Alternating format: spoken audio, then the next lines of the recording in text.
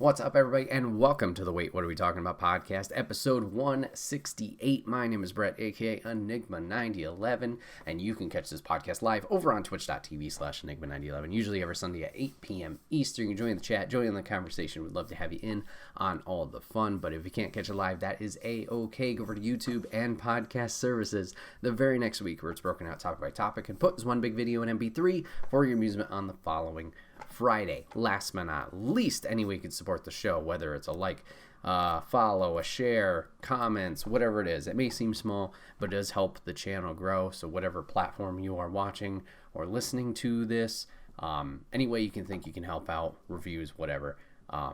May seem small, but it goes a long way, and we would love you for it. Today, flying solo, as you can see, we just wrapped up Wrestlemania weekend, so I kind of wanted to break down all the fun wrestling events, well, not all of them, a lot of the fun wrestling events that happened this weekend, and kind of break down matches, results, what I think is going to take place. Mainly, we're going to be talking about WWE stuff, just because that's what I, what's the digest, intake, watch. So we'll be talking about that. So let's start with the opening at least event of the Saturday of the weekend, with NXT Stand and Deliver. Just quickly touching on Ring of Honor stuff. I didn't watch Supercard. Seems like it was a good event overall, with a lot of crazy matches like Claudio and Eddie Kingston going for the Ring of Honor title. You had Samoa Joe and Jay Briscoe going after each other for the TV title. Yuta and, I do not remember the gentleman's name, going for the Pure title, along with many other matches, including Commander and Vikingo. Sounds like they had a good event. I just want to quickly shout out Dante Martin with a very scary and heinous injury. Hopefully he recovers quickly. That looked like no fun at all. But speedy recovery to him. Him and his brother, are kind of like stop-go with their momentum. They're a very good tag team. Obviously very exciting with their high flying. And it's just setback after setback with injuries between him and Darius. So I hope Dante recovers quick. I wish him a speedy recovery. Just want to shout out to him. But let's talk about NXT Stand and Deliver. I thought overall the event, NXT crowd crushed it. Did a very good job with their matches. We had one in the kickoff, and then from there we had, I think 6 matches. 2, 3, 4, 5, 6. Yeah. So 7 matches in total. And I think for the most part they delivered. There were a few lulls throughout the night, but we'll get on into it as we go. So speaking of kickoff, let's talk about our opener. At least on there, we had Chase University against the Schism to kind of see who controls Chase U. I will admit I watched this one after the pay-per-view because I didn't realize this was going to be on the kickoff show. And not much to say here other than Chase University is very over and very popular. It kind of surprises me just because it seems like a very hokey and weird gimmick. I remember when they first introduced it to 2.0, and I didn't get it. It wasn't something that I fell behind, but seeing their popularity from at least the premium events, from a Vengeance Day to a Stand and Deliver, just seeing the crowd getting behind them and rallying, it's awesome to see. Obviously, wrestling has a wide variety of characters and cast, and to have something like this succeeding and having fun is a good thing.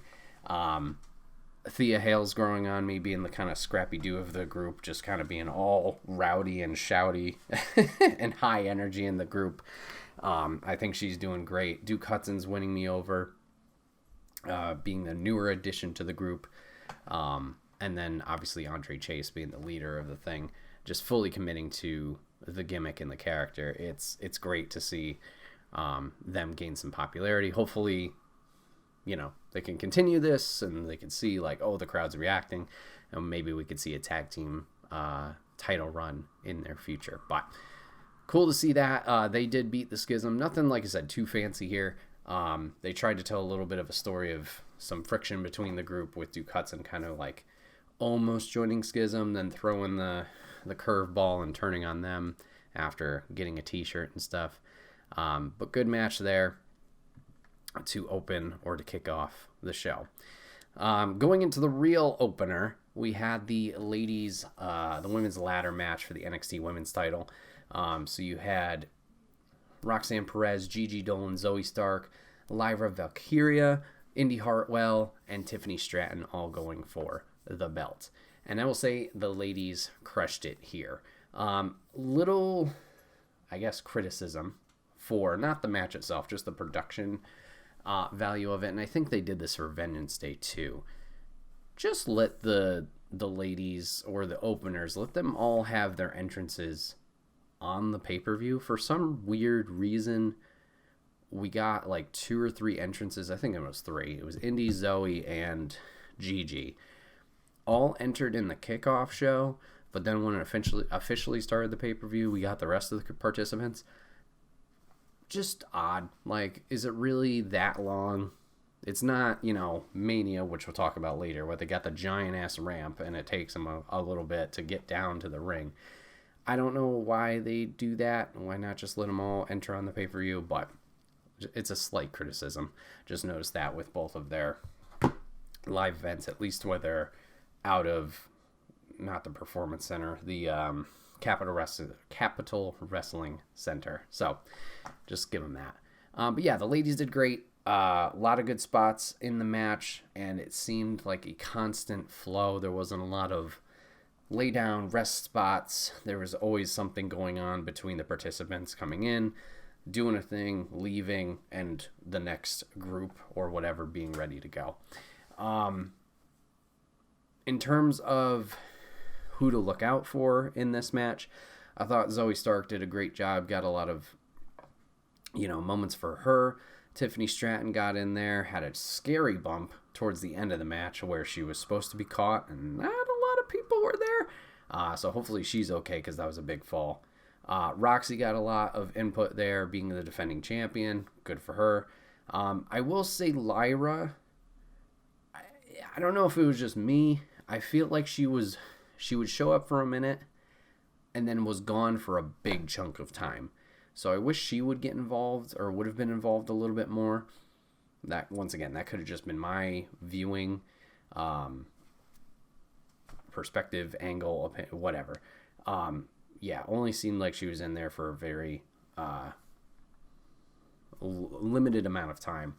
Would have been nice to see her. But something that I did appreciate was there was a lot of moments where things would happen to get the competitors out. So like Indy not messed up, but got hit a few times where she would get hit by someone else also getting hit and then fall onto a ladder. There was like a lot of chain movements and not just one-on-one interactions. So that was kind of nice to have those impactful moves go on and kind of give it more of a feel of a fight. And like, there's reason that these people aren't showing up during these moments of the match. Like something that we'll talk about later with the North American title match, that a lot of multi-person matches kind of fall into the fray with, is there's an interaction between two, and the third or fourth participant is like kind of missing for a while, and like they got hit with maybe one thing, which granted, yeah, you're selling that one move, but you sell it for way longer than you would sell it if it was a normal one-on-one match. And I thought both multi-person people matches in this pay-per-view, including the ladies, did a great job of keeping a flow, but it didn't seem like I said, the rest spots earlier, a lot of moments where people were just gone, except for my criticism, obviously, of Valkyria. So later in the match, Gigi seemed to have the title won. She was the only one on the ladder, but lo and behold, JC Jane, all healed now. I thought she'd hurt her foot. Comes in, interferes with Gigi. So just to kind of continue that storyline of the Toxic Attraction breakup, interferes there. Indy's able to take advantage of that, but with her back being kind of hurt from the match, Husbando Dexter Loomis coming in for the save, carries her to victory. And in a big surprise, not going to lie, new NXT Women's Champion. I thought Roxy was going to take this. I thought this was going to be kind of like, I don't know, she's been the spunky, like, take on competition. And I thought we would keep pushing that at least for a little while, give her an extended reign. And with her not officially losing the title and putting herself back into the ladder match, it would just kind of give her that push a little bit of, once again, just like fighting against the odds. But Indy got it here. Great to see her obviously get the opportunity to be the champ since she's been there for a few years. And excited to see where this goes, especially with, at least from a far perspective, only keeping eyes on storylines through social media and stuff, where this fits in with the Nikita Lyons stuff. We still need to figure out who attacked her. Kayfabe attacked her to get her injured and out. Will it be an indie heel turn, or will it have been someone else? Well, we'll just have to see where this goes from here.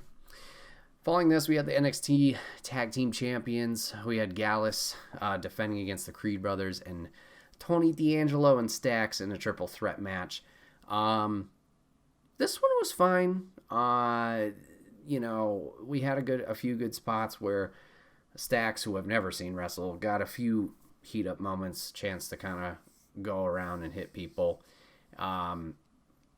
Gallus just doing Gallus stuff. Creed Brothers still being impressive. They are winning me over each and every time. A little bit more I see them. Julius being absolutely crazy. They had a big tower spot, so he was holding two other guys. Granted, I know that, there was a little assistance with either Stax or whoever holding the rope, whatever. A little bit of a botch is, what's the other Creed Brothers name?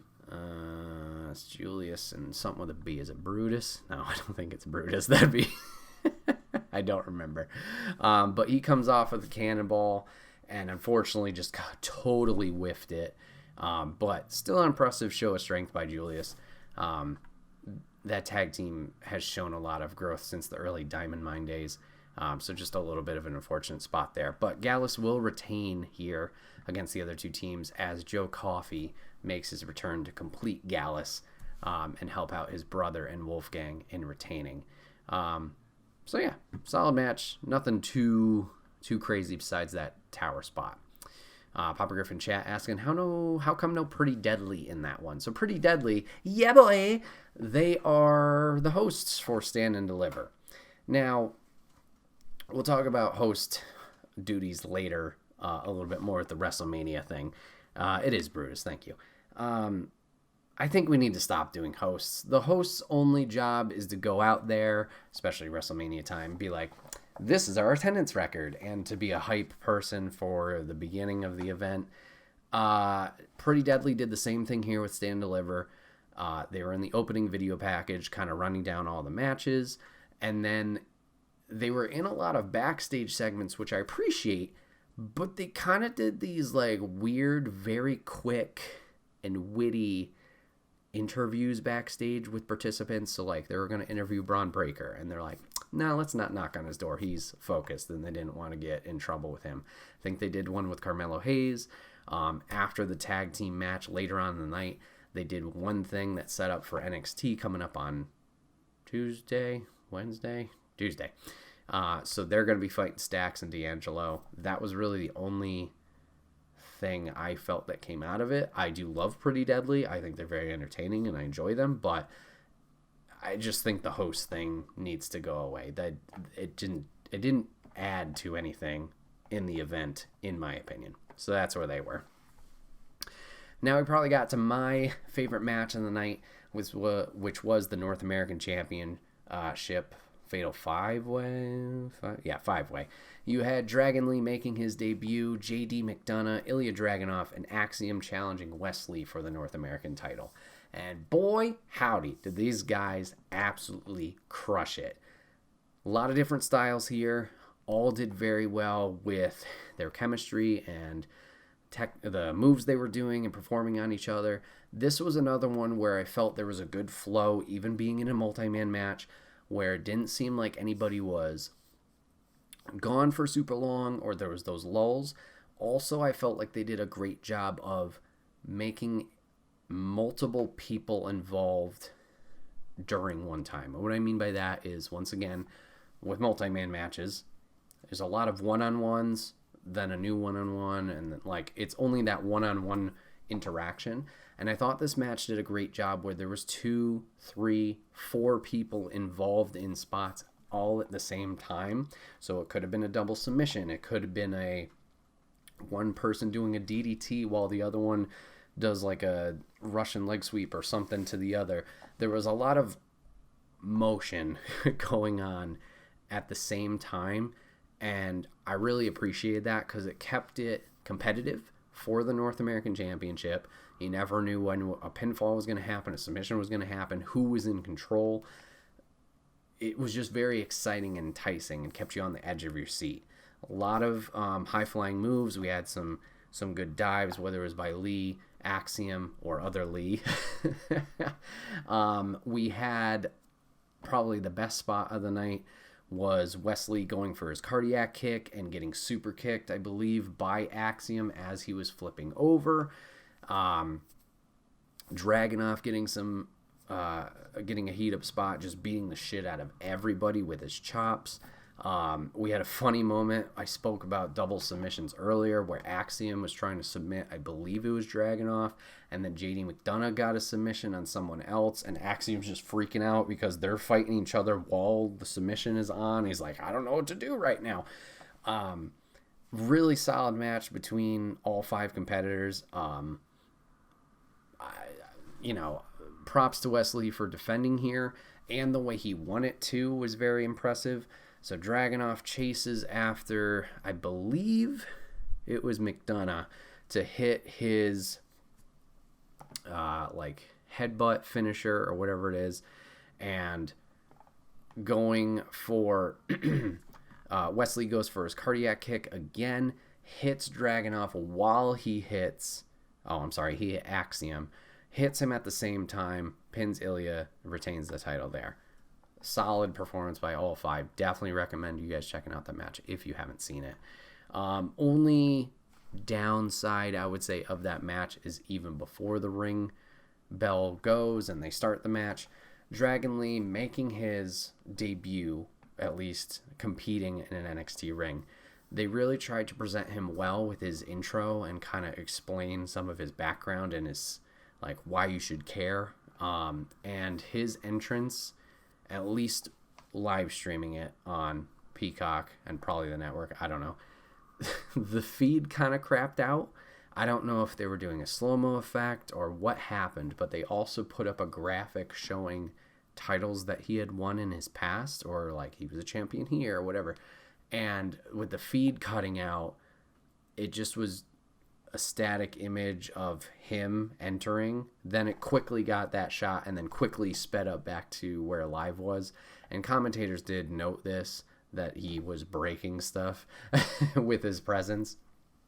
Hopefully that's fixed in the replay. But a little unfortunate just that they couldn't have the new debuting star have his entrance obviously click on all cylinders. In the ring, he made his presence known. And, people believe in him there, so that's good. But just from a presentation standpoint, I think that would have obviously helped prior to the action. Kind of give him a little bit more, not relevancy, but importance, I guess. After that, we had the unsanctioned match with Johnny Gargano fighting Grayson Waller. Kind of interesting long-term storytelling here with Johnny Gargano when he left in 2021. I don't know. Whenever he ran out of his contract and took a little break to be a dad and chill and stuff like that. Waller was the one to attack him on the way out, kind of, propel him, get a little heat, whatever. Kind of cool that they brought it all back together with this story of Waller being mad at Shawn and then wanting the match with Shawn, and he's like, no, but this guy will fight you, and Gargano coming in. 2 did a great job with the unsanctioned match. Great to see Johnny back in NXT. Hopefully this means he can do something like this on the main roster. Not necessarily, unsanctioned match all the time, but like give him a push. Good spots here, aggressive stuff. We had a chair bump, like a suplex onto a chair, bed of chairs. We had vicious kendo shots in front of Candice LeRae and Quill, and then Candice able to come in and assist Johnny with some shots of her own. We had a coast to coast onto Johnny with the trash can over his head, dives, table spots, everything like that. Good stuff. Booker kind of taking a little bit of a bump and getting a little heated about it by Grayson right at the beginning as Johnny tossed him over the announce table, and I think Grayson might have kicked him on the way over. Wasn't too happy about that. But solid match from both of them. Waller's definitely getting over as this, very asshole heel type with the social media and just being like the big shot and everything. So I see good things for him, whether he's going up to the main roster or staying here in NXT for a bit.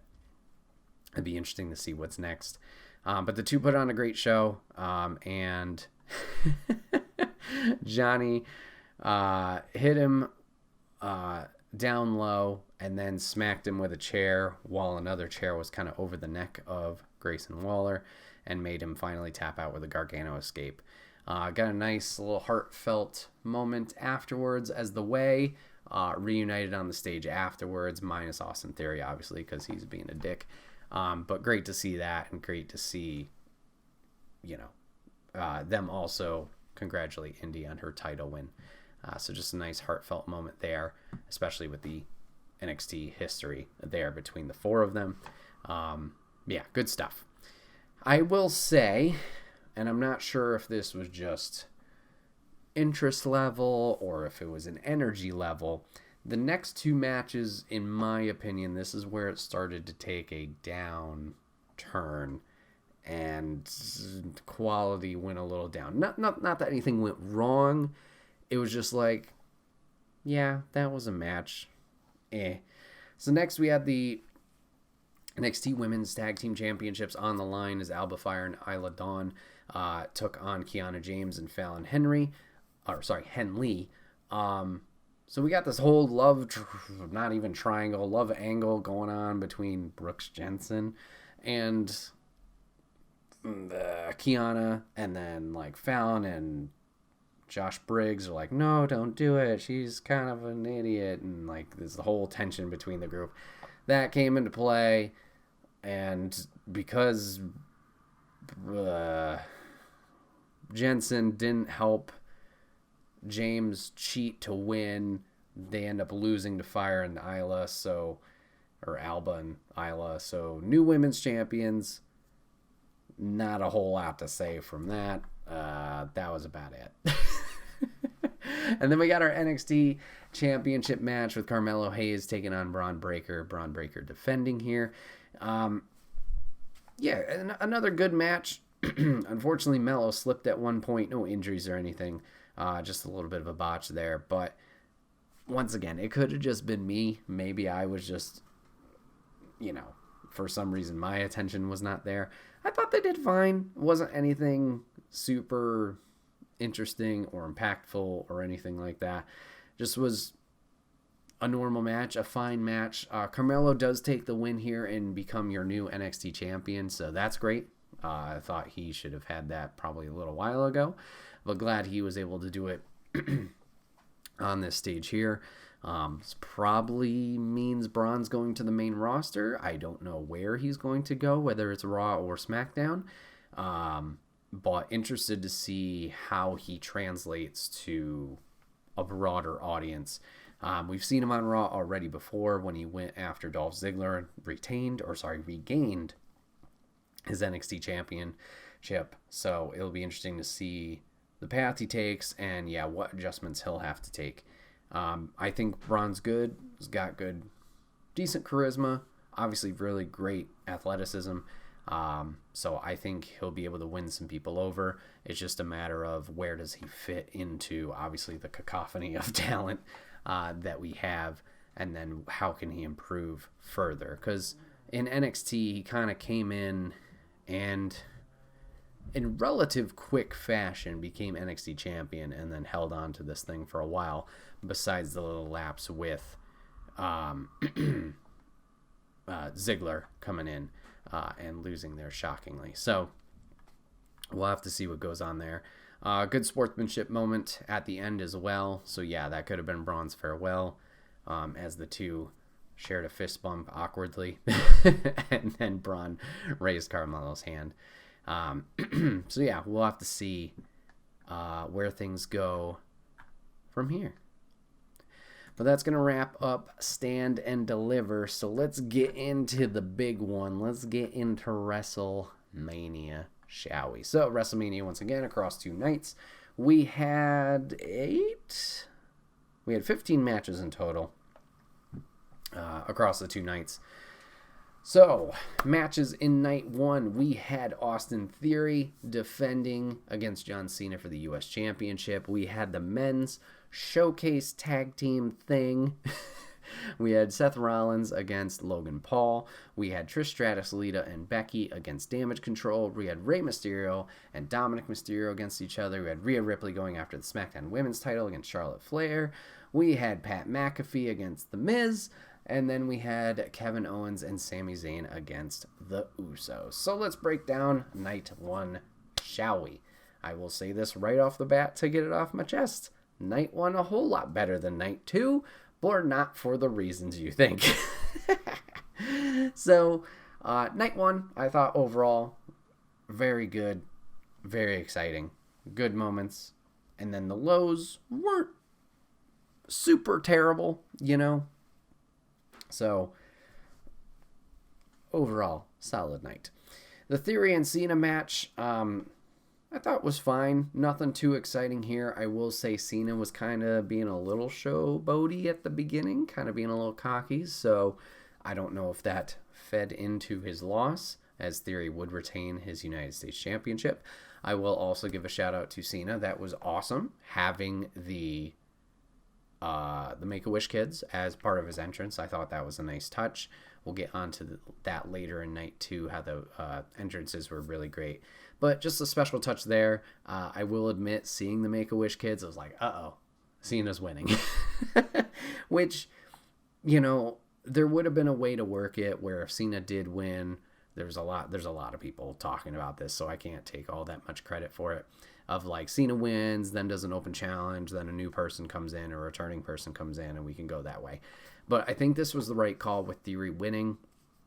I think we want to keep pushing Theory, give him a backing. I think if he lost here to Cena, not that it's the burial or it's over or anything like that, it's just, it's another dip down, and it's harder to get behind another person, or at least in believability or like a threat from a bad guy perspective,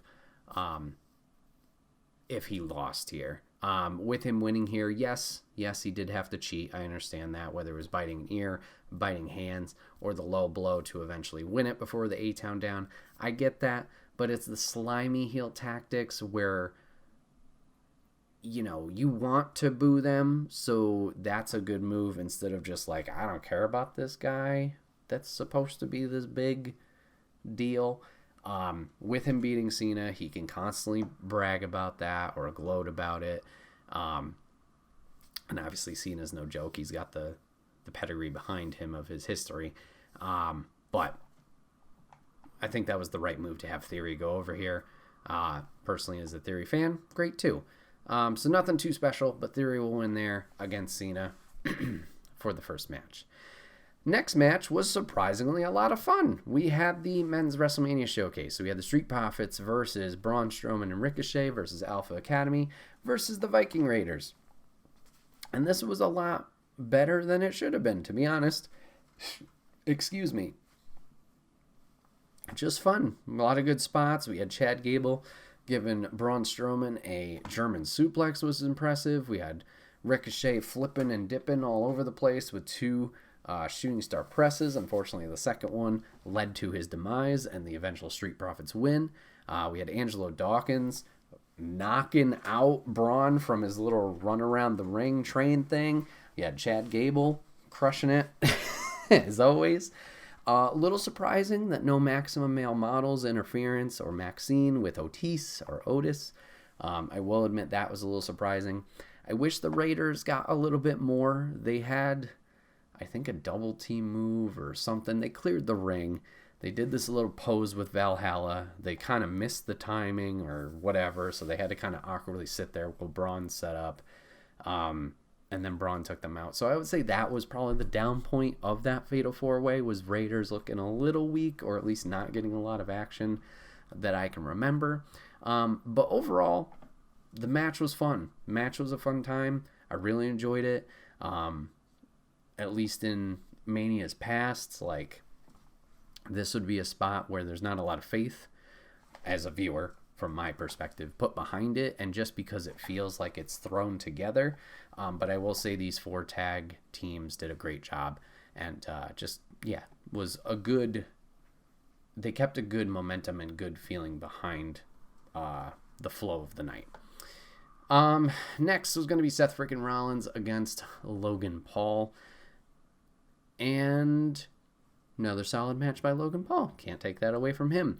Was very goofy in this match, but I like how he took the goofiness and we did good things with this match. And what I mean by that is, he's got his Prime energy drink. I don't know what it is. We played into that. He did the whole zipline entrance. He's got the Prime bottle with him, and he's got an actual Prime bottle mascot with him. And as soon as we, Lady and I watching it, we saw that, we're like, the bottle's getting involved in this match somehow. And they did. And Papa Griffin chat, what in the blue hell was Seth wearing? Seth just being Seth, going all balls to the wall, crazy with the outfits. Very entertaining with that. It was very intricate and interesting. I don't know why he had the Jeff Jarrett type chest piece underneath there, just to lose it in a matter of seconds. But yeah, quite interesting. Just kind of adds another layer to, like, his character of just, like, what absurd thing is he going to be wearing today. But yeah, solid match between the two. Like I said, the Prime bottle did get involved. It was not any wrestler. It wasn't Jake Paul, which we joked about, but I didn't think Jake would stoop down to those levels. But it was fellow YouTuber KSI. I have no idea who that guy is. In the bottle. We got a setup for a table splash onto Rollins by Paul as KSI was taunting him. But I will say I do appreciate this. Like I said before, they steered into the skid.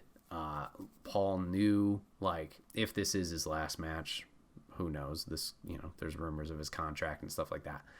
He knew, like, let's have fun with it. It doesn't matter if I lose, but let's, make some moments out of this and make me as a heel look like an ass. So sets up for the splash, does the whole Prime spit, Triple H on the corner. While KSI's taunting, Seth pulls him down, and Logan mid-jump goes, oh crap, and splashes KSI. I thought that was brilliant. Like I said, it feeds in the storyline. I don't like Logan Paul as a person, but I appreciate, from a wrestling standpoint and a show standpoint, it seems like he gets it and isn't all like, oh, I'm Logan Paul, I have 1 million subscribers, blah blah blah. We got to make myself look like the shit. He's fine with making an ass out of himself. And yes, Seth winning here, good move, great there. And yeah, Seth did his job of obviously helping Logan, making a good match overall. So thumbs up there. Good job by them. We hit a little bit of a dip here, in my opinion, with the Ladies 6-woman tag team match. Trish, Lita, Becky against Damage Control, Bayley, Dakota, and Io. Love Damage Control. I wish they had a little bit more strength behind the group in terms of booking. But unfortunately, it just hasn't really gotten any momentum since their SummerSlam debut, and it sucks. I know they're 2-time tag champs. I get that. No, you can't take that away. But this should have been a little bit stronger of a group than it has ended up being. A lot of rumors they're going to break up either tonight or either the night of WrestleMania, which didn't happen, or the Monday Night Raw after, which as of recording, it's Monday, so maybe it is happening. I don't want that to happen, but that's a selfish thing of just I like all the talents, and I want them to do well. I just wanted more for the group. If they do split up, hopefully whoever comes out of this, they can get pushed to the next level, whether it's Io and Dakota staying as a tag team or single run or whatever it is. Just want the best for those three, selfishly. But yeah, the match was nothing special. Becky did a lot of work there. Damage Control with a lot of tags, which is good. They're a trio, let's get trio movements in there. But this was one of the flaws of Mania. And this could have been just me and my dumb brain noticing these things. This match and the main event, there were tags that were happening where the legal competitor didn't stay in. What I mean by this is there was occasionally times where they're trying to do this triple move, right? It starts with, I don't know, let's say Io. Io tags Bayley. Bayley comes in, tags Dakota. They do their triple threat move, or triple move. So technically Dakota's the legal competitor. And then Bayley, the middle tag, goes for a pin or something like that, or stays in there as the legal competitor. And it's one of those things like a normal general audience, that's not something you're going to be watching out for or paying attention to. But that was something I noticed it a few times in this match between Damage Control. And I noticed it with the Usos later for the main event. Like, Jay would tag in Jimmy, and then Jay's going for a pin while Jimmy is the legal man. I'm like, what are we doing? Small thing, small criticism. Just noticed that. But Becky does most of the work here. Trish came in for a little bit. Lita, now this could have been me as a non-wrestler. Never done it at all, so, not really super fair of me to criticize, I guess. Lita looked a little rough, and not in terms of when she was doing actual moves or bumps or anything like that. It was kind of her footwork or her mobility. It looked weird, and I don't know if it was just too many steps or she couldn't get the speed that normally we see of getting into a run or getting into a jog. Something looked weird. So granted, her and Trish are Hall of Famers, legends.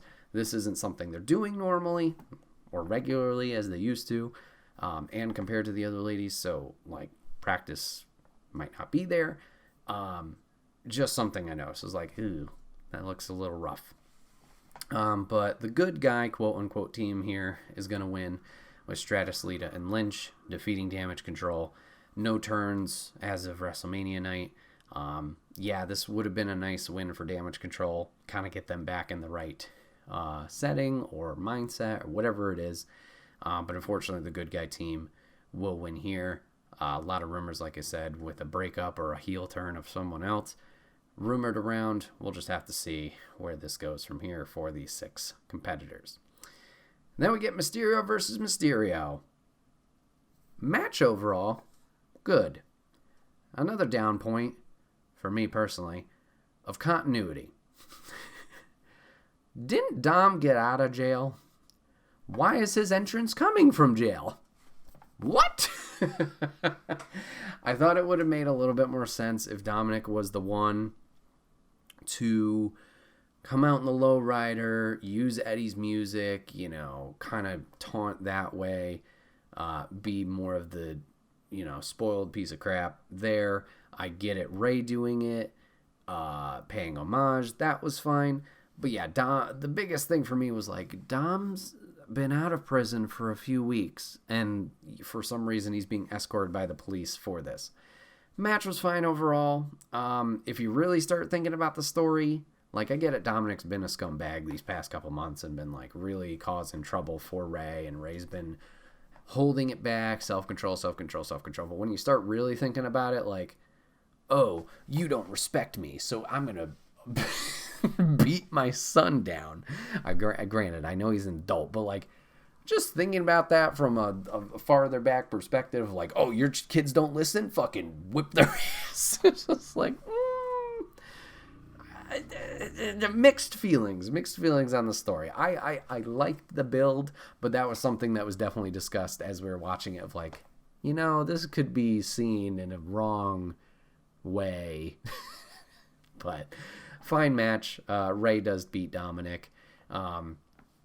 We did have Damian Priest and Finn Balor not really interfere, but they did come down to the ring at one point to kind of observe. LWO, or at least the new version of LWO, Legado del Fantasma, did come in and take care of them and get them out of there later on in the match. But yeah, Ray would win here, celebrate with Aaliyah and his wife in the ring afterwards. Fine. Then we got perhaps the best ladies match of the weekend. If not the best, then the second best. Rhea Ripley going after the SmackDown Women's Championship against Charlotte Flair. And man, can I tell you, I was on the edge of my seat the entire time, because I had no idea how this was going to go, because just of how I've been screwed in the past. The ladies did great. Crushed it. They laid their shots into each other. We had some good, high spots. We had a scary high spot. Jesus Christ. I don't know if Rhea was holding too tight. I don't know if Charlotte got enough to rotate. Landing directly on her face. Thank God Charlotte seems okay on that German suplex, but that could have been a lot worse.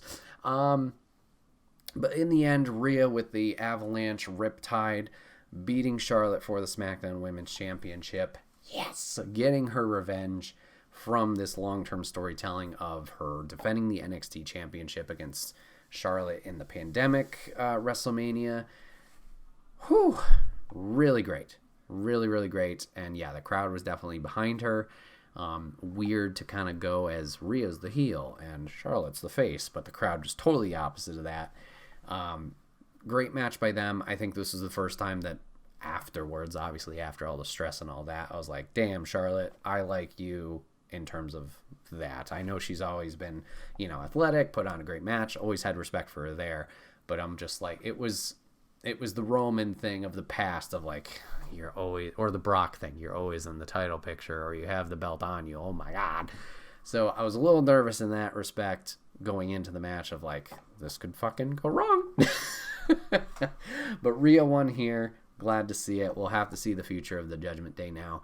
As yeah, Rhea totally over, as Papa Griff saying in chat. We'll have to see if they trim the fat again with Finn, or with Rhea going to SmackDown. What does that mean for the entire Judgment Day? Because now they're on two brands technically. Not that we really do brands, kind of. Who knows? We'll have to see.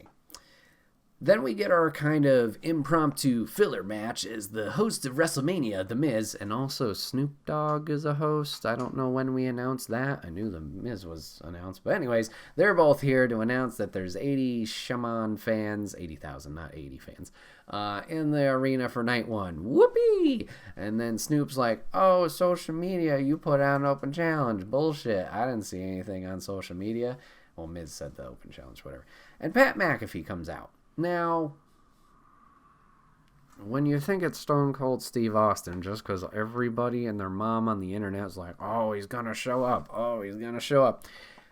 McAfee's not really the best replacement, quote unquote. I like McAfee. I think he's great on commentary.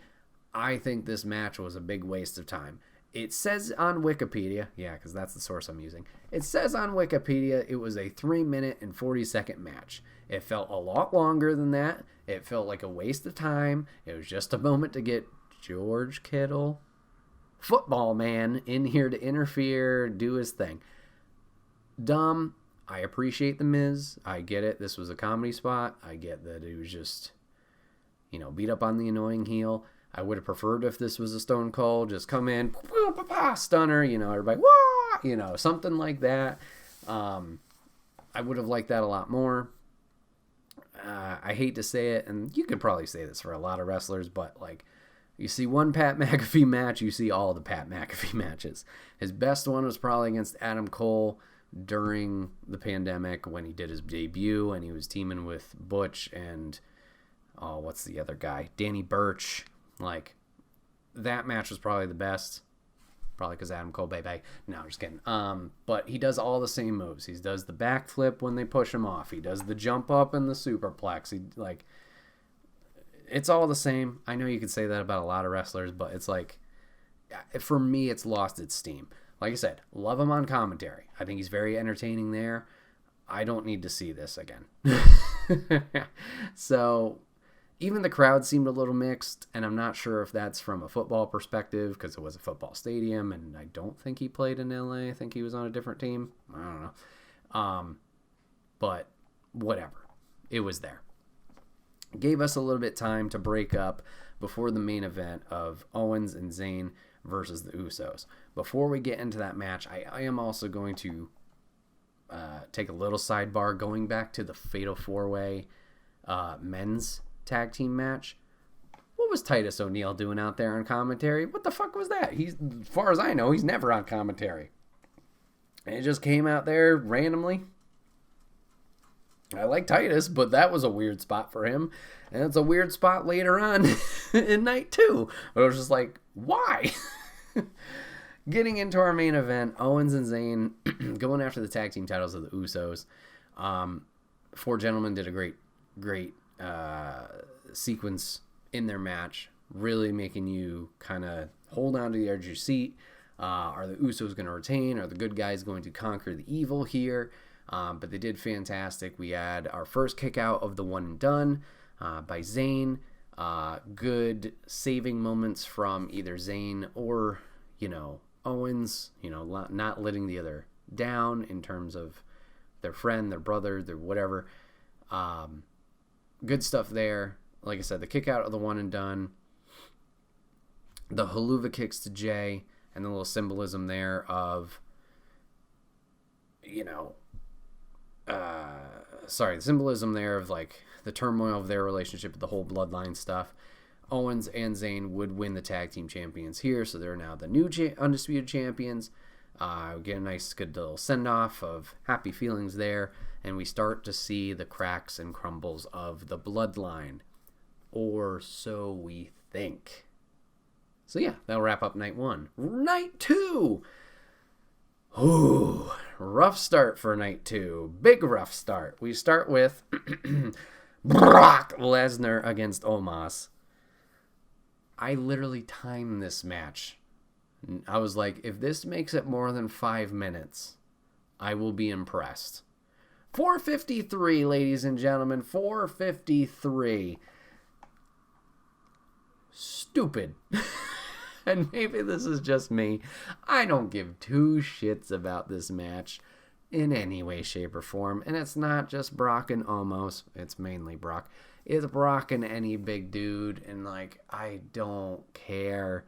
I'm glad they got this out of the way. I'm glad they ripped the Band-Aid off. I'm not expecting, a 5-star classic between these guys or anything. Or, a 20-minute scrap. It's just I don't know, do something different than the last match. I'll agree, Omos did look good for a bit, but still, he's one of these characters, they brought him in maybe 2 years ago at this point, could be longer, I don't know, time's weird, and he hasn't done anything. It's I'm big and tall, and that's all he's got. And granted, he's gotten better since when he first started, but it's one of these things we got to put something behind him of some kind of story or something. It's okay. It's like Strowman when Strowman first showed up. Yeah, he's with the Wyatt family, right? But when he started doing his own things, he's just beating up local talent. We get the whole James Ellsworth thing. I didn't care. And eventually we got some momentum behind Brock that we did care. But Omos, we have nothing so far. And whatever. So we got that out of the way. We ripped the Band-Aid off. So we're already starting, in terms of me, low note. I know some other people loved it because it's just the big guys and it was a short match. I get it. Then we get probably the worst match, unfortunately, of WrestleMania. No, it's okay. Second worst match of okay, second or third. Sorry, I'm going to keep bumping it up a little bit. A match of WrestleMania weekend, and it's the Fatal 4-Way WrestleMania Showcase for the ladies. Now, pause. It's not just because they're lady wrestlers and oh my god. No, I love most of the talents in this match. Raquel's great. Liv's great. Shotzi's great. Chelsea's great. Who am I missing here? Did I say Raquel? Yeah, whatever. There's a lot of potential in this ring. A lot of potential. This match sucked. Now, also, we've been poisoned. We've been whatever. We've been screwed over in the past by matches like this of multi-team matches, and it performs horribly and goes wrong. This match, no mess-ups. No mess-ups, no botches, nothing. So, hey, we got a win here. But we've been screwed in the past. Maybe it was a year or two ago. Remember when Mandy Rose and Dana Brooke were in that match, and Ruby Riott and I think Liv Morgan, and I don't remember the other two teams. That match sucked. So many botches. So many things did not look great. Disgusting. This match, like I said, no botches. We had some good spots. We had some fun spots. Wasn't satisfying at all. Ronda and Shayna win it. Duh. Everybody and their mom predicted that Ronda and Shayna are going to win this match. Whatever. What did they do in this match? Absolutely nothing. I think Shayna was maybe in there for a second. No, I'm sorry. She wasn't even in there for a second. All 6 of the other competitors come up and are like, oh, we're going to come in the ring. We're going to fight you. We hate you. You're evil. Duh, whatever. They're heels. They're supposed to. They stand up on the apron. They act all tough. We're MMA. Shake out. And then something happens where somebody gets attacked, and then they jump off the apron, and then they're just, poof, smoke bomb ninja. They're out of there. Whole sequence of events happens, whatever.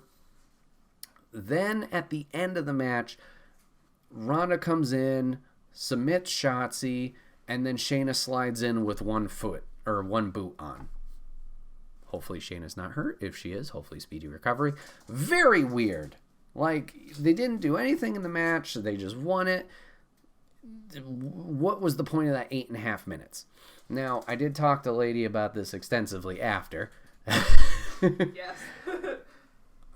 Once again, there's a lot of potential in that match, in that ring for that match. There is no reason to care from someone who's watching, kind of, and a general audience more. There's no reason to care for any of those 8 characters in there. I have a hope for more of the talents because I have that longevity with them. From watching from the NXT Black and Gold brand to their main roster debuts is like, oh, I've seen glimpses of hope for these people. I've seen Raquel crush it in NXT, and I see the potential she has. Liv, I've seen the rise, and we get this kind of start and stop motion with her. Shotzi, yeah, there were a couple mess-ups here and there, but she's got a cool character, and she's also done well for herself over the years. Chelsea's been on this weird, momentum kick, and then gone, and then now she's back. So I get it. She's a newer character, so we got to give her some time. Sonya's a general manager who also wrestles from time to time. What? Shayna's never been aggressive since she lost to Becky at Pandemic Mania. Obviously, she crushed it in NXT, 2-time women's champ, a lot of good matches there. Came in, lost the Royal Rumble at her debut on the main roster, then destroyed the Elimination Chamber, and then, lost. Ronda, I get, is a name. I want to like her, but she's kind of a scumbag. So, yeah. And then Natalya. Natalya is solid in the ring, but over the 15 years she's been in WWE, she's never had a character that's interesting. It's just like, you're there.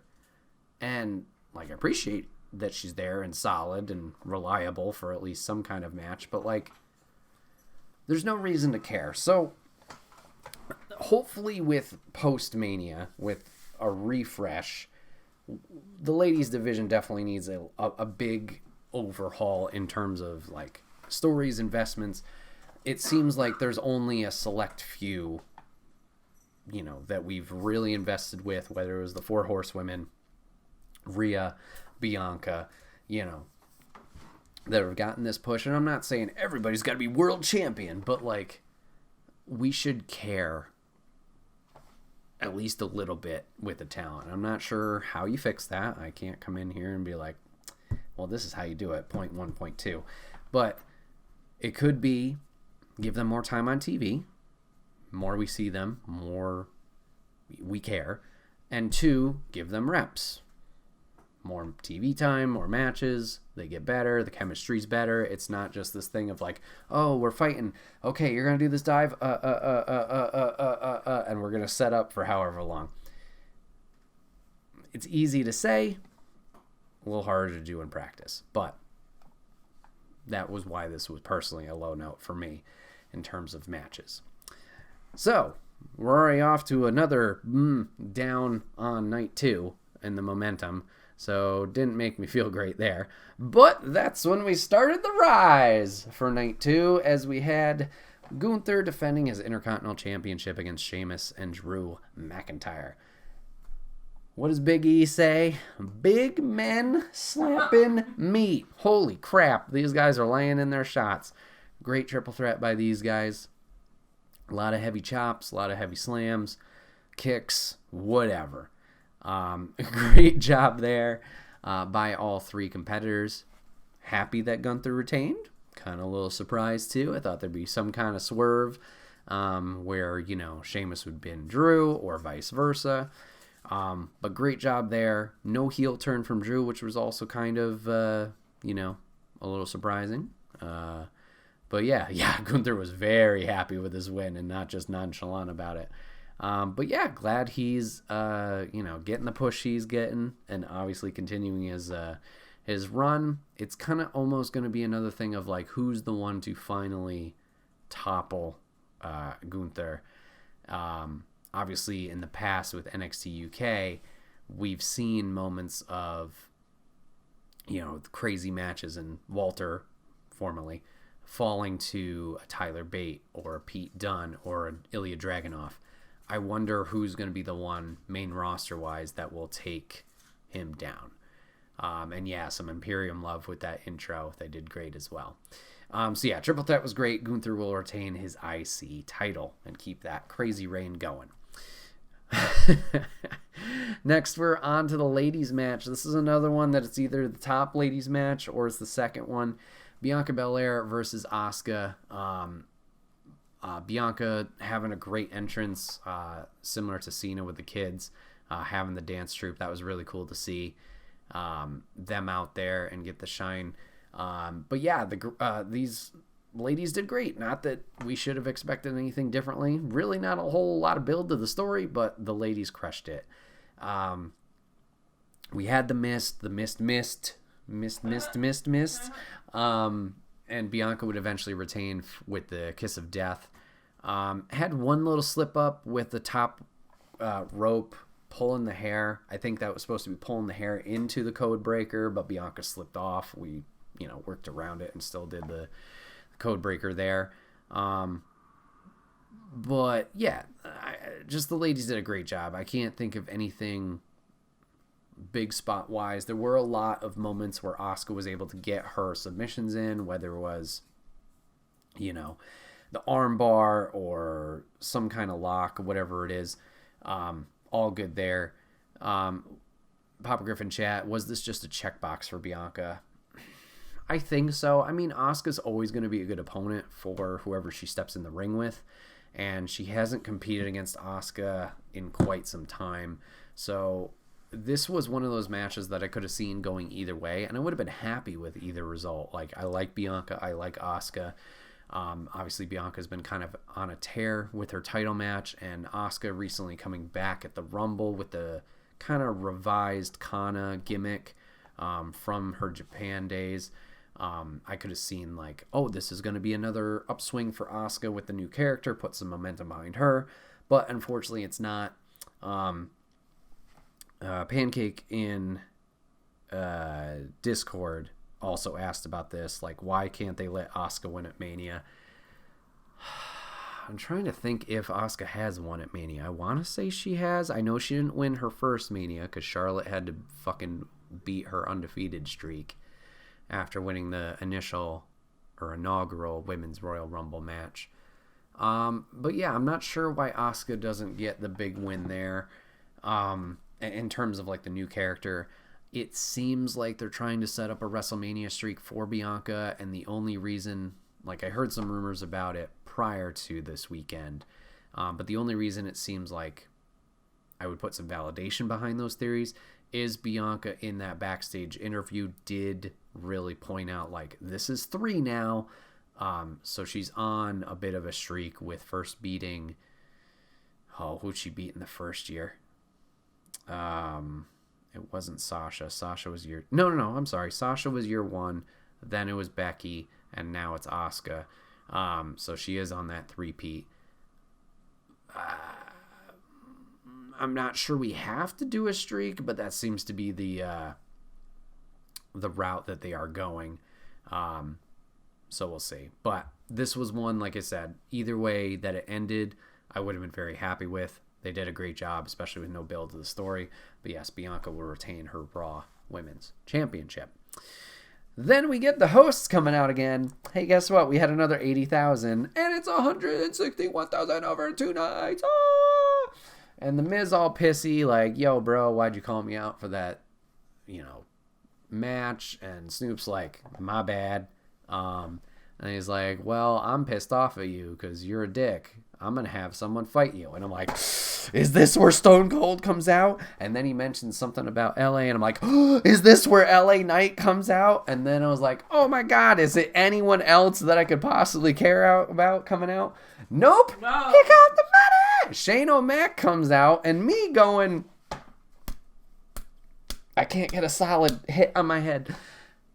I don't okay, I have nothing against Shane O'Mac. If the rumors of not last Rumble, but the Rumble before that are fucking true, where he was kind of drama queen back there, that's my only real negative about him. So anyways, he comes out, he does this shuffle thingy, we start a match between the two, pop, pop, pop, pop, pop, does his shitty ass punches, now then goes into the runarounds, ducks, Miz goes over top of him, then bounces, then he jumps over the Miz, and a great jump, I will say, it was a very good jump, lands, there goes the quad, rips, and Shane O'Mac is out of the match. Ah! In all seriousness, hopefully he recovers well, in a speedy recovery. Oof, that was another rough spot of the night. But it possibly gave us the best WrestleMania improv we've ever seen. Of all time. As Snoop Dogg, just without missing a beat, comes in, decks the Miz in the face, and gives the people's elbow, well, not great people's elbow, but a very entertaining people's elbow, onto the Miz, gets a quick win. I will give all the props to Snoop and Miz there. Great improv there. I know Miz taking kind of the hit there, but very entertaining. Yes, legit injury. Yeah, Shane jumps and immediately his leg ripped. Yes, it was legit injury. You could tell by the cameras very focused on Miz, not focusing on the injury at all. There's video clips of Shane having to get assisted out into the backstage area. Yeah, it was not great. So, I mean, very unfortunate that happened. Saved us from a Shane O'Mac match. My bad. And gave us this amazing improv moment between Snoop. Very entertaining. So, applause all around for that. Good on them. Then we got our Hell in the Cell match. We got Edge taking on the Demon Finn Balor. And can I just say... We'll talk about advertisement at the end. I almost cut myself off. Can I just say how awesome it is to have the Demon back after however long, and that weird Roman match, and to have the original Finn Balor music back while he's doing the whole hand-raising lights thing. Just, it made my heart happy. The match overall was fine. Finn going a little comedic with the Demon being all, whatever. That was a little bit weird.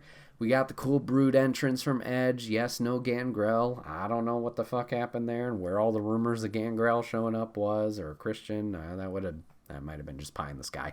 But we got Slayer playing him out. We didn't get a live Alter Bridge performance.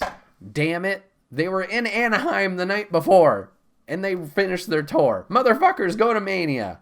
Beep, beep, beep, beep. Come on. But nonetheless, good match by the two.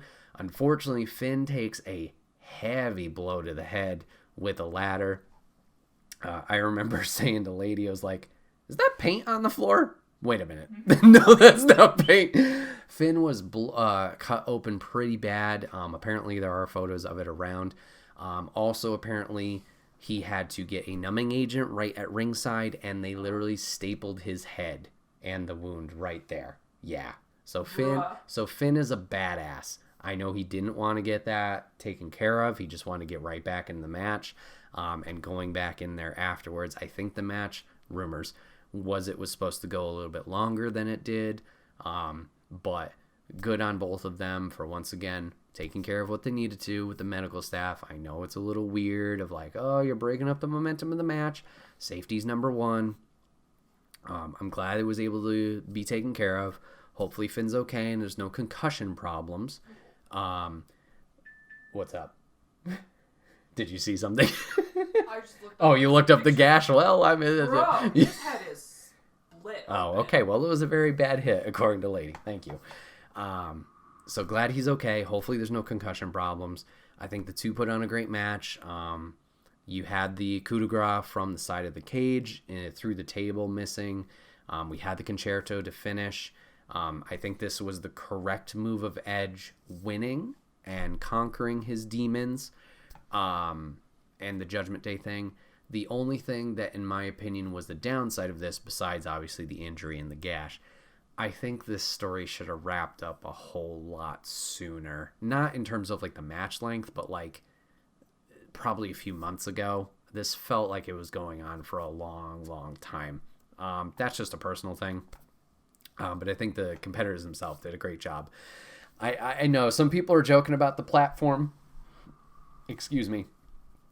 Built in for Finn. I don't care. I did like his agility and of just like, I'm on the top rope. Nah, fuck it. And jumps onto the cage wall like a spider monkey. Like, very good. No problems. But yeah, I know it's a little silly that they built an extra piece for this move, but yeah, it was fine for me. Glad he didn't have any leg injury. I can see how that could have gone wrong in 8 ways.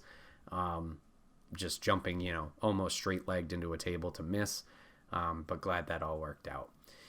And then we get on to our main event, and let's talk about controversial endings, shall we? We have Roman Reigns defending his undisputed WWE Universal Championship against Cody Rhodes, the American Nightmare. And I'm not going to lie, I'm sure everybody and their mother thought Cody Rhodes was going to win.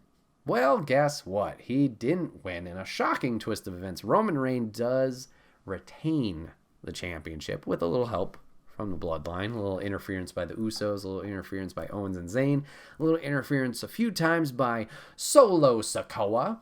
So yes, do acknowledge your tribal chief. He does retain here after a Samoan spike from Solo and a spear. But I will say the two put on a solid match throughout. A lot of high drama between it. A lot of good spots from, a table spot to spears to Superman punch to the guillotine choke to escaping the guillotine choke to multiple crossroads, disaster kick, pedigree. The two put on a great match. Once the spear happened and the pin was happening, my initial reaction to it and the 3 count hitting was just, Because the whole time during the match, I'm explaining to Lady, like, WrestleMania, they tend to, like, want to end the show on a good note, send the fans home happy. And maybe I was talking my ass because the bad guy won. And when the 3 count happened, I'm like, what? Like, was it, what? Just confusion. No rage, no joy, no nothing. Just a pure, like, huh.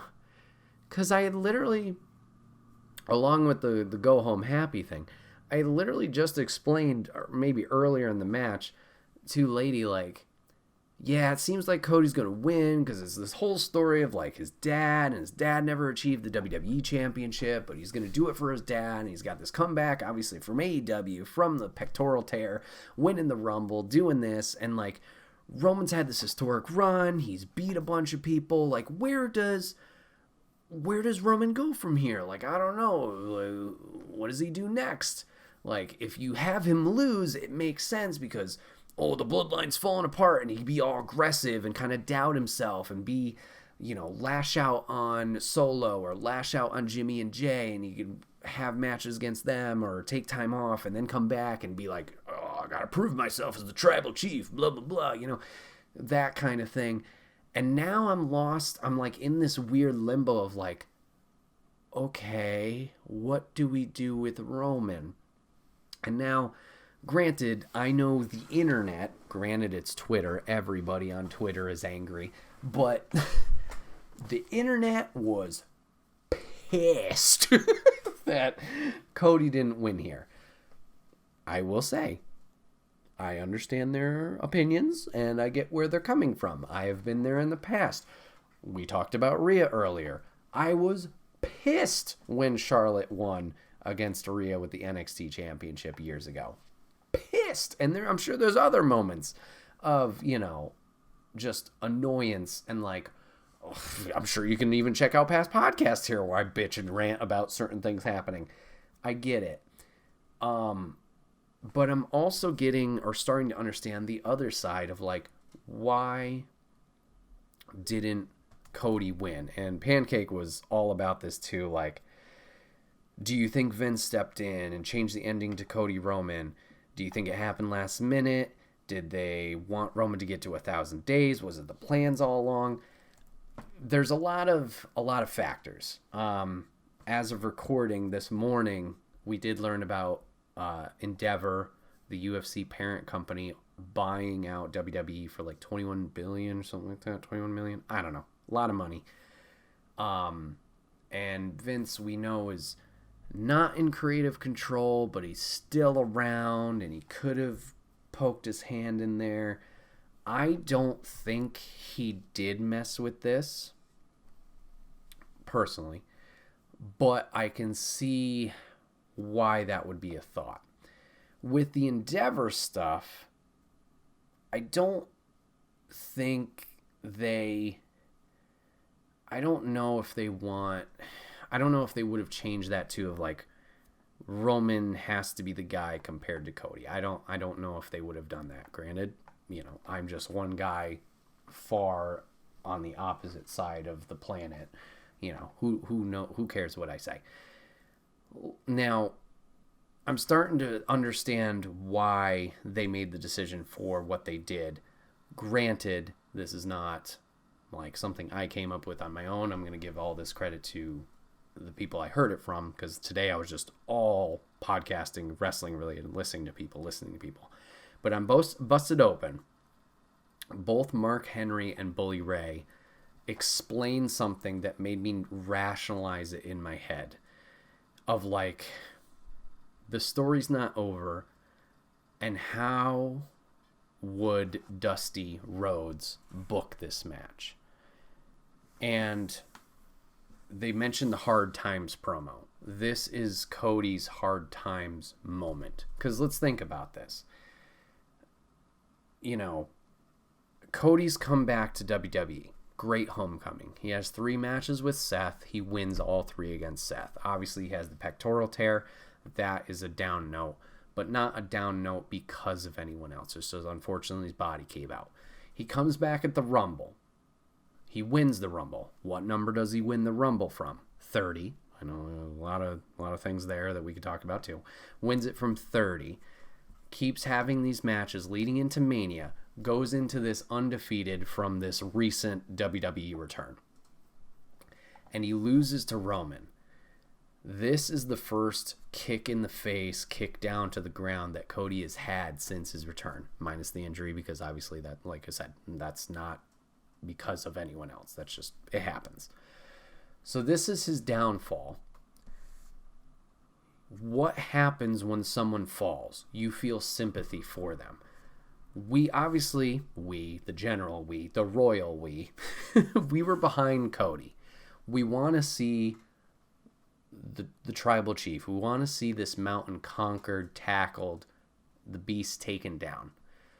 And we want someone to do that. We saw it with Sammy. Sammy gained immense support behind him. And we wanted Sammy to do it. We had him, we're behind him. We're behind him in Elimination Chamber. Obviously, it's a little different because that was also his hometown. But we wanted to see that. We cheer for these people and give them sympathy when they fall. This is another avenue to get behind Cody and raise him up and support and support and support and support. So when eventually he does conquer, it's going to feel amazing. I know I keep bringing it up, but Rhea. I know Rhea's been champion before. She's like Grand Slam women's champ. She's been NXT UK women's champ. She's been NXT women's champ. She's been Raw women's champ and now SmackDown women's champ. She's also been tag champ, but still. When Rhea finally beat Charlotte, it was like, yes, she finally did it. Like, it was this big, amazing moment of like success because Charlotte's been this barrier for her. Like, she can't surpass it, right? Granted, it's a smaller scale. I'm sure there's other better examples of it. That's going to happen when Cody finally beats Roman. It will happen. A lot of people now are like, oh, it's going to happen at SummerSlam. Who knows? It could happen at SummerSlam. It gets us behind them even more. We like want and yearn for that moment more. So when it does happen, it's just all the emotions escape. On the other side of the coin, for the people who are unhappy with that, I get the criticism of, you should have pulled the trigger now. All that energy was there for Mania. Everybody was behind him. Everybody was supporting him.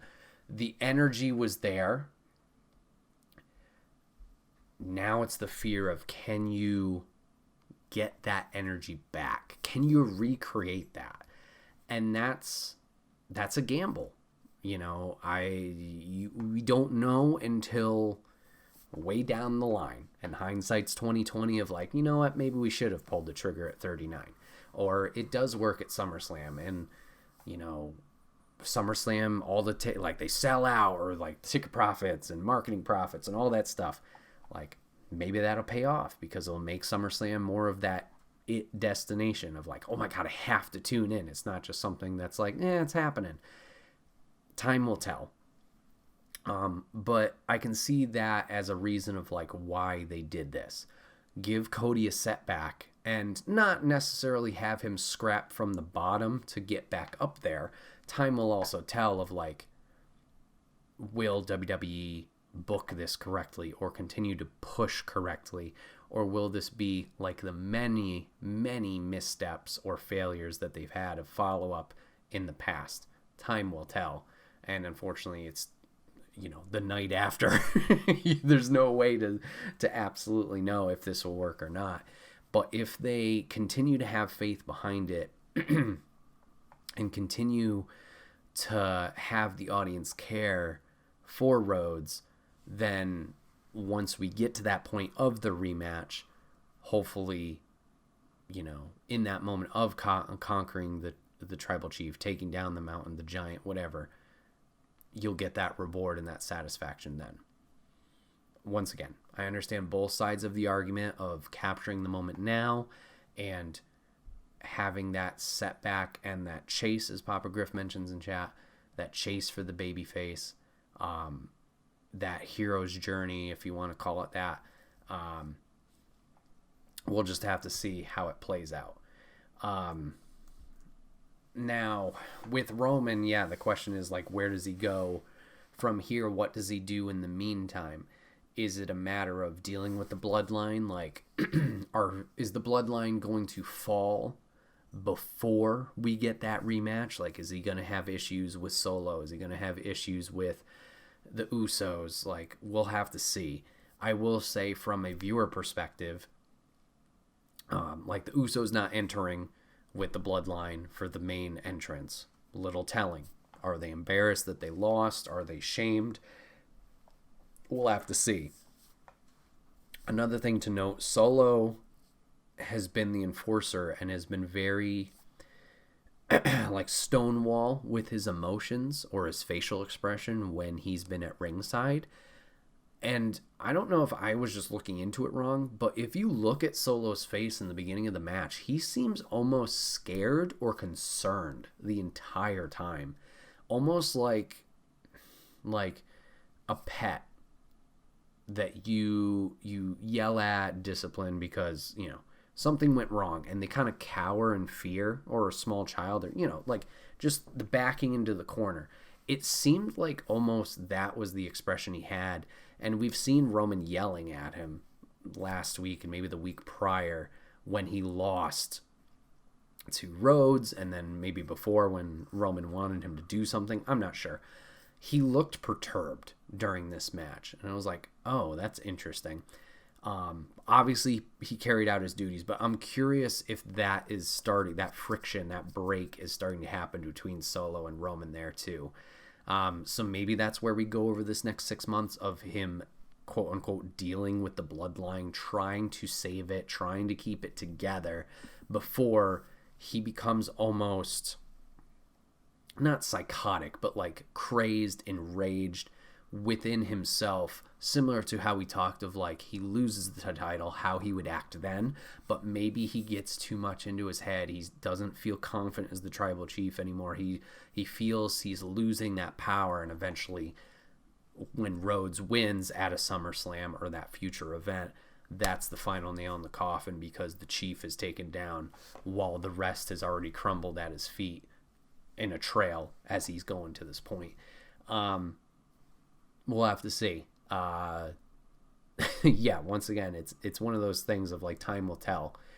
And to kind of wrap it up in a bow, or one more point on it of, you know, time will tell. Think of a Daniel Bryan situation. Okay?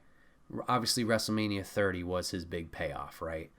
Where did that start? You could technically say it started with the Authority stuff, but if you go even farther back, and they have numerous documentaries that talk about this now and other podcasts and stuff, but Daniel Bryan's downfall was that Mania. He lost to Sheamus in 18 seconds. He lost the world title in the opener, right? And that's when the people at least really started getting behind him of like, no, this is not right. And, you know, it took a while. Don't get me wrong. It was still a few years before that WrestleMania 30 payoff where he beat Triple H, qualified for the world title championship shot that night, and then got into the triple threat with Batista and Orton to win. I think it was also the unified championship at that point. But, like, it was a long journey to get that payoff. I'm not saying Rhodes has to be that long of a journey because, once again, what do you do with Roman in the meantime? But some stories take a while to pay off, and we just have to give it time. And unfortunately, it's one of those things where we can't fairly analyze it or maybe say it was the right move, wrong move until we're far past it. And then we can have these fun debates similar to a Undertaker streak situation like everybody does. Like, was it the right move? Was it the wrong move?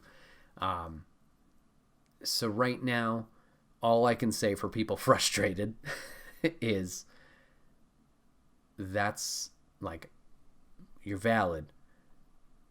That's the point of this. They want you to be invested in the characters and the stories they are telling. Your passion for it and emotion for it is all in the right spot.